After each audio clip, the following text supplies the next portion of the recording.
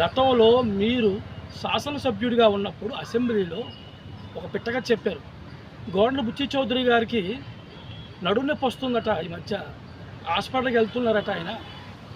ఎందుకు అంటే చంద్రబాబు నాయుడు జగన్ ఏదోటి విమర్శించు అని నడుము గిల్లుతూ ఉంటాడట అత్తమాలోని.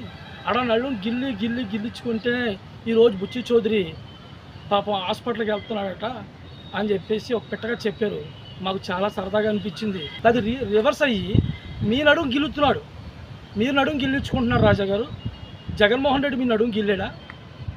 ఆ గిల్లినప్పుడు ఇలాగా పవన్ కళ్యాణ్ గారు విమర్శ చేయమని, పవన్ కళ్యాణ్ గారి మీద విమర్శ చేయడం వల్ల మీకు పాపులారిటీ వచ్చి మీ జగన్మోహన్ రెడ్డి శబాష్ అని పొగడొచ్చేమో. కానీ నడుము గిల్లించుకోవడం మీకు ఇష్టమైనా, మీకు నొప్పి వచ్చినా మీరు గిల్లించుకోండి. జగన్మోహన్ రెడ్డి గిల్లులకి మీకు ఎన్నెన్న అనిపించినా పవన్ కళ్యాణ్ గారికి మాత్రం విమర్శలు చేసేటప్పుడు 10 సార్లు ఆలోచించుకుని విమర్శ చేయాలి. మీరు